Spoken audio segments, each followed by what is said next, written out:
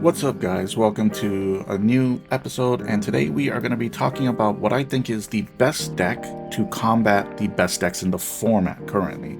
The format is currently run by three decks. That's Zarimi Priest, Evolve Shaman, and Elemental Mage. Those are the three main priority decks on the climb to legend, and Corpsicle Death Knight or Double Frost, one Unholy Death Knight, is pretty much the deck that does really well against those three decks and against the rest of the field. So I think it's the best deck to climb. It does have a couple bad matchups, but it does really good against the three best decks, and so personally I feel like it's just a strong, solid, and consistent approach to play. And today I'm just going to walk you through a couple of games with the deck so you get my mentality of why I made certain decisions in the match, and my kind of like my game plan of how I play and pilot this deck. You see the deck list up there. You can get a full the deck code in my description, but we're going to go straight into the first game. And the first game here, we're against Shaman. And the Shaman plays Moonstone Mauler, so I know that he's Meteor or Asteroid Shaman, or whatever they have you. So in this matchup, I want to be the aggressor. I want to start attacking him as often as possible, and I want to flood my board and make it as wide as possible. So I opt for the Harbinger of Winter here. And regardless of what he does, I already know that I have a couple of good lines of play here.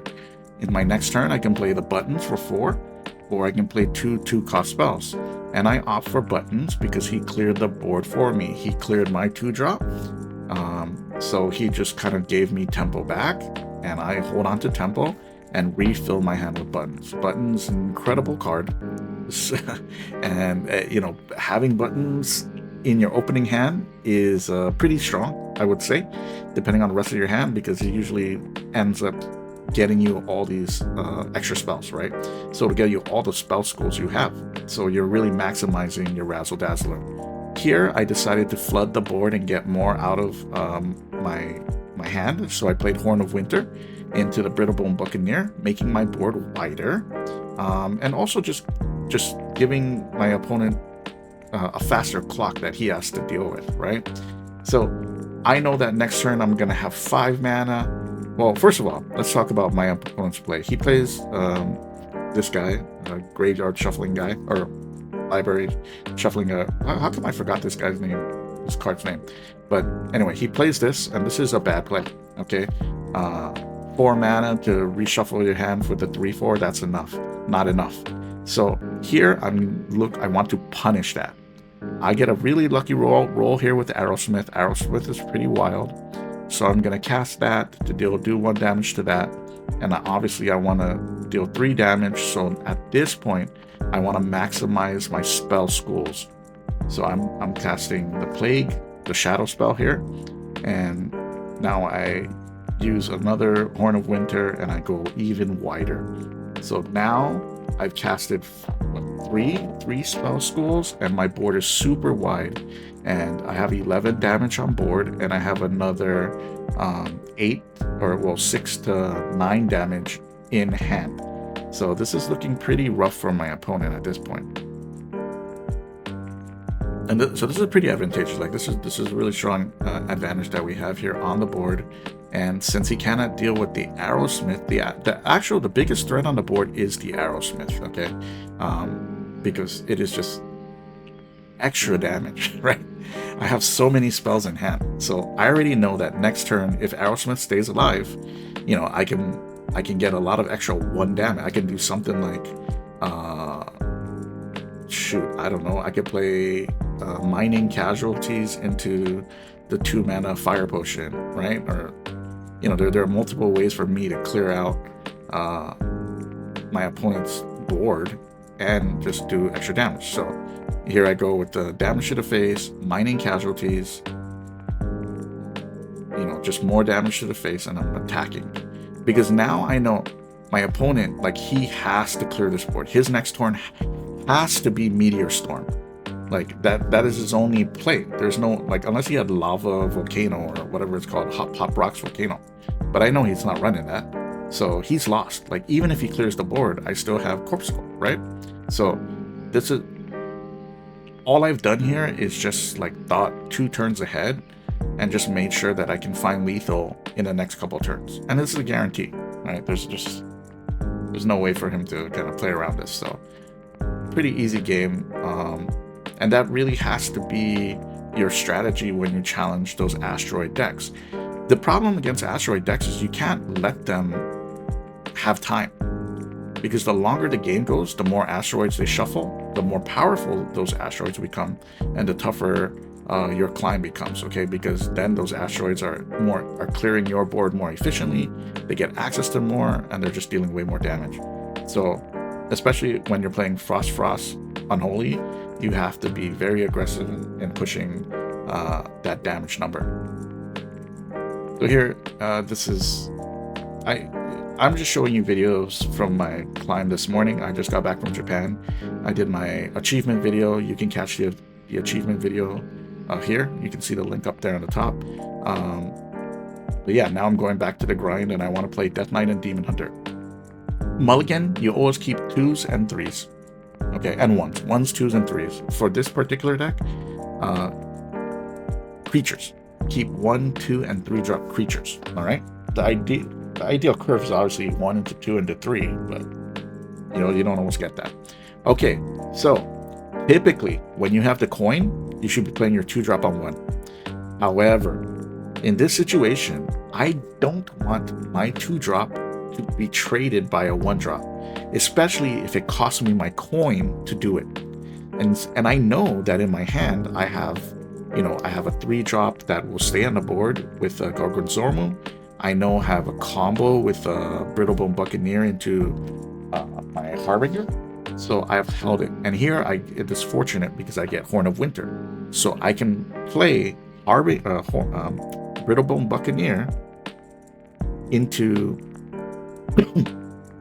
Horn into the Harbinger of Winter, right? Which is going to give me much more value. So now I feel really good about this. I feel like my opponent has to trade that off. Conversely, I could have played Harbinger or Brittlebone Buccaneer on turn 1, and maybe he wouldn't have been able to kill it, but I wouldn't want to risk that. So, so here he decides not to trade it. And, that quite frankly is a mistake on his part, because he gives me access to my frost spells. I already know what my frost spells are.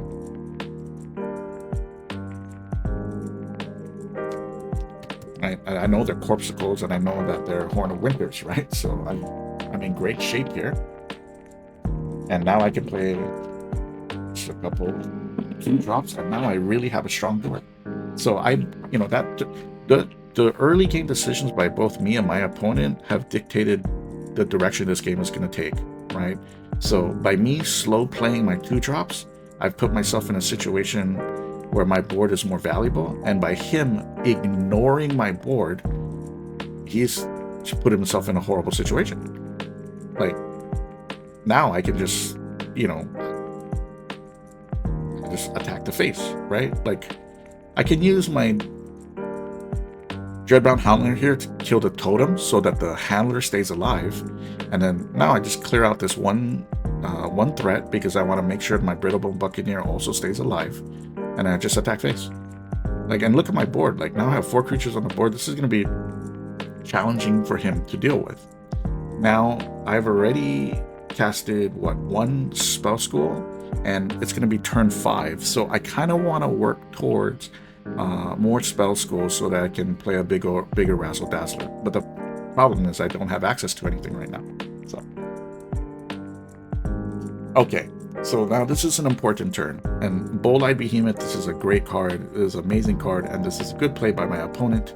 He's upgrading his asteroids, he's building his asteroids in his deck, and he's stalling. Now, how do I deal with the stall? So we'll clear out the 1/1s, but the question is, I have 6 damage on the board.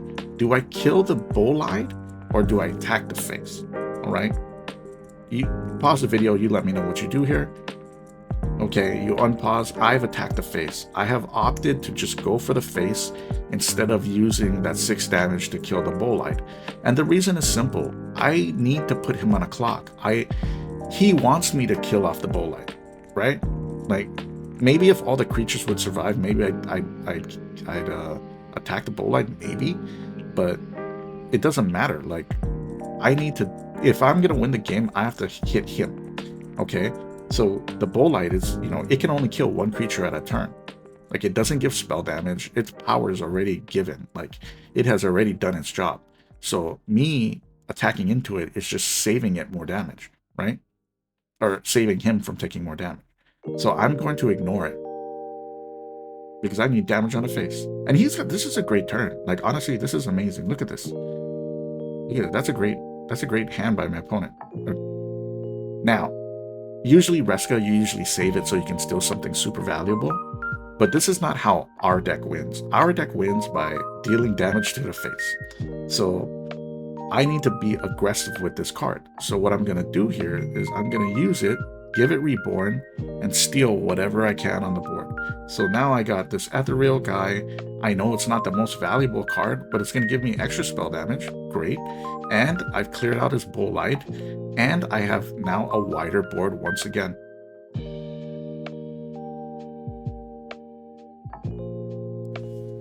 Okay, so we see my opponent is going to make a decision here. Now he's got to deal with the 6/1 that has Reborn. He's got to deal with my spell damage guy, and you know he's going to need to play some type of board clear. He plays it. I don't know, maybe he made a mistake there. We take that.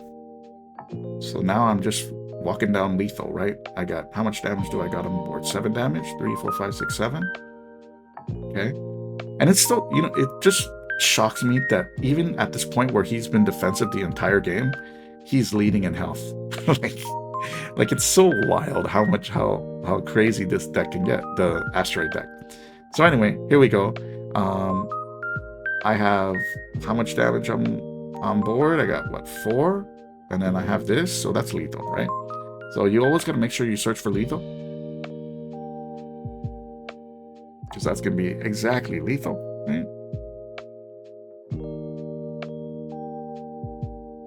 So make sure. I mean, I could have misplayed it. I could have played Razzle Dazzler or something, but you gotta always make sure that you search for lethal, because if you don't, you're throwing away games. You know, maybe all he needed is that one turn to stabilize. But anyway, let's move on to the next one. Soon, hopefully. Okay, there we go. I think I may have skipped one game here because my opponent just conceded after 2 turns, so I think we're going into the next game. But let's see. Yeah, it would be another game, and I don't think it'll be another Shaman matchup, so it'll be something different to talk about and look at. But remember, this deck, you're meant to be the aggressor. You're meant to go to the face many times, and you're meant to close out the games with spells. Razzle Dazzler is just like a backup plan, really. Like, if you don't find the reach, you use Razzle Dazzler or Leroy to close games out. And you'll notice that this list, the list I'm playing, this is not like some special list. This is just the most popular list on HS Replay. Okay, it's not even the best list, right? But it's just the most popular for this particular archetype. So I think when learning the deck, especially if you don't know how to mulligan or whatnot, it's always good to play the list that is the most popular, because it gives you access to just a greater volume of a greater quality sample size of info to work with. So here's my hand. I have the coin. Depending on my opponent's turn 1, I may or may not coin out the Harbinger. Now remember, previously I didn't want to trade the Harbinger with the 1-drop. And here I'm trading the Dreadbound Handler with the 1-drop. And the reason I'm doing that simply is because the Dreadbound Handler is so sticky that it's going to give me board control. Here I have the initiative. Even though I used the coin and I used the main body of the Handler, I've cleared his board, and now he's played Mining Casualties. That's a good play. So I'm going to clear the casualties and go face. So my opponent, his best play should actually be to go face. To go face with the 1/1s and develop his board. That's what he should do here. But instead he kills off 1, which I think is a mistake, you know, personally.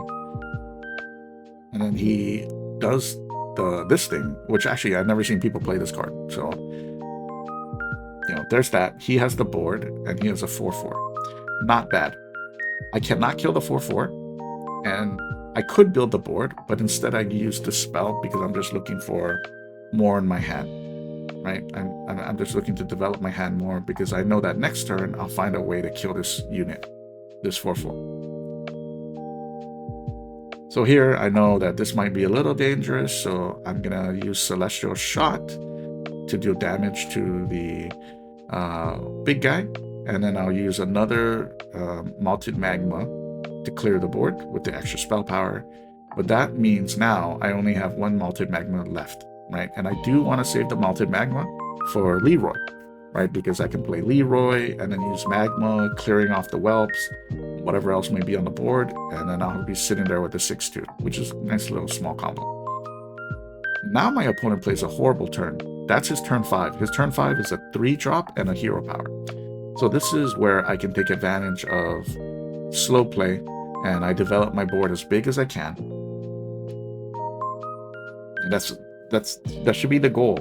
You should always be looking to play winning turns, to do the strongest turn you can as soon as you can. All right, so here he plays this. Now I know I need to use a spell to kill off the Muncher. But how do I want to do this? So I'm looking at my spell schools, and I realize I've played 3. I haven't played Shadow yet, so we'll use that to remove this. And then let's cast more spells, because I have what's his name? Razzle Dazzler ready to go, right? So we're gonna do that. I'm not sure what the bonus health effect was that I got, but it must have been something. If you know, let me know. I don't know what it was. Doesn't look like my guy can do anything. All right, so plays this. I'm not sure what my opponent's playing. It's pretty wild. Okay, so I see a lot of 1/1s, and I have 7 mana coming up. So I'm already at this point. I'm already thinking, man, I want to play Leroy. Next turn, I want to play Leroy, Malted Magma. I'll never get a better chance to do it than now. So that's my play. I think it is the best play here. I don't think it's a bad play. So could there be a better play? Maybe. I don't think so though. I think this is pretty good. Putting damage on the face. We have initiative. Our board is cleared. You know, there's going to be awkward ways for him to deal with the Leroy. Feels good. So now I'm thinking next turn, if he doesn't deal with Leroy, okay, so he freezes the board here.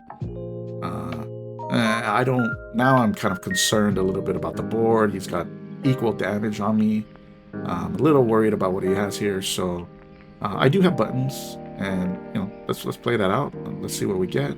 We know we're gonna get some high value spells here, so use Horn of Winter, use the Plague, use the Corpse Skull. And let's just play everything, like play as many spells as we can here.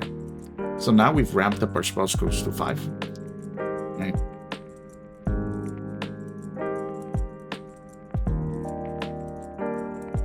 So now that this is a real board, my opponent's got to be a little scared of this board. A little bit, I would presume. See what he does.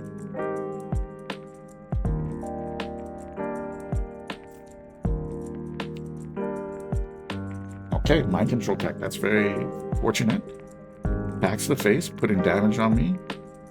And just kind of like ignoring everything, which I think is a mistake because, I mean, I got what, 8 damage on board, so I just need to find another 8. Okay. Okay, no, never mind. I have 6 damage on board. Okay, and then that's the game, right? So here's Reska. I'll just take back my Leroy. And now I got 12 damage, and I just, you know, I have another 2 spells in hand, so it's lethal. Could I have done another line of play? Could I have played Razzle Dazzler with other stuff? Of course I could have. I mean, it's nice to play Razzle Dazzle, but does it matter? Of course not, right? You got to play the cards that win you the games. So there's that. Pretty easy game, and the reason why I won that is, you know, well, I guess a good lucky top deck, I guess, but also because I put myself in a situation where I could win the game. Like, you know, attacking face, making the right trades, right? Okay, so here we go. Last game, I think. This will probably be the last one. I think it's against Druid. It's a slower matchup, but most of the gameplay is the same. The mentality is the same. So let's see what we do here. And I'm literally giving you exactly how I go through the thought process of what I'm gonna do. Okay, like this is literally how I'm thinking about the turns. Okay, so I know it's Druid. It could be Spell Druid, it could be Starship Druid, it could be Dungar Druid, it could be any of these Druids. I want to keep 2 drops. I'll keep Mining Casualties, it's a creature. I'll keep Harbinger. I don't keep spells. And I get buttons. So this feels nice. So I know, typically, that I want to play Mining Casualties as my priority 2 drop. Unless I need Rush. But in most cases, I play Mining Casualties as my number 1 2 drop. Because it's so sticky, and it gives you the most value. Okay, so we get a 1 drop. So we just play it on curve. Great. Now I already see my next few turns. On turn 2, I'm going to play Mining Casualties. On turn 3, if I don't have anything better, I'm going to play Harbinger of Winter. I don't need to think about anything here. There's no decision making. Okay, or the decision making is really, really simple. Okay? So my opponent, he's going to coin something. Okay, so he's looking to have 4 mana next turn. Maybe a Starship. Okay? Dreadbound Handler, cool. But its strength is in the fact that it has Rush, so I can save it for when that Rush is going to be important to me. So I play Mining Casualties because it's just priority, it's just better. Alright, so he plays the Starship, so I need to clear the Starship. So I'm just thinking about the most efficient way to clear the Starship and damage him, and that's where the Rush comes in. So we use Rush, and we use one of our Mining Casualties to clearly clean it out, so that we save 1 piece of damage with our other Mining Casualty. Because I could, obviously you want to keep as many creatures on the board as you can. So this is the best way. All right, so I already know turn 4, most likely, unless there's a better play, I'm playing buttons, right? Like the deck plays itself, guys. There's not much to think about. Okay, there's a buttons. And now I know I have Reska. So if I can force good trades, I want to do that. And I'm playing a deck that has Starship, so maybe I want to save the Reska for a Starship turn, right? These are things I'm thinking right now. And I'm looking at my next turn. I have casted like 0 spell schools, right? But I have all my spell schools in hand. I have Shadow, I have Frost, I have Nature, and I have Fire. So let's try to make the most of that. We'll play Nature first. Okay, I got Spirit Bomb, I got Zola. Maybe I think about capturing or cloning Reska or cloning Razzle Dazzle in the future. But at this point, I think we just want a bigger board. So most likely, Harbinger of Winter is the play here. Just, going wider on my board, putting my opponent on a faster and faster clock. So my opponent's at 26, he's got a lot of health. I got, what, 10 damage on the board? Okay, he's got 6 mana. Crystal Clutch, so he's ramping. So he's just accepted, okay, I want to take 10 damage this turn. Now this is where I ramp it up. 10 damage is 16, so how much lower can I get him? Also, I have a Razzle Dazzler in hand, so I can force him to clear this board now, and then play Razzle Dazzler and clear another big board. So here I'm just going to the face. I'm just throwing spells to the face, going wider, and just attacking. Because now, this is 16 damage that he's going to take. So he's going to be down to 10, and I'm in a good situation next turn to close this out. Now, he has to clear the board. If not, I'll be able to play Razzle Dazzler. And here okay. So here please plays Thunderbringer. So now I know he's playing like Dungar Druid or something. So he's playing a deck where he can rely on, cheating out ANR or those Monstrosity or whatever, like some big ass stuff. And that would really mitigate my board. So instead of trying to push my face through it, I'm going to try to see if I can capitalize on my location. So the best way to do that is to use your lowest attack minions into the Thunderbringer to ensure that I don't accidentally summon something crazy. So here all I'm hoping is I can find enough damage through the location to hit his face. Because right now there's a 50% chance of it hitting face. And we're able to find it out of 3 uses of the location. And there you go. We closed out that win relatively easy. So anyway, I hope that this was a little bit instructive and informative. And if you like this type of video style, let me know, and we'll do it again. Let me know in the comments. See you next time.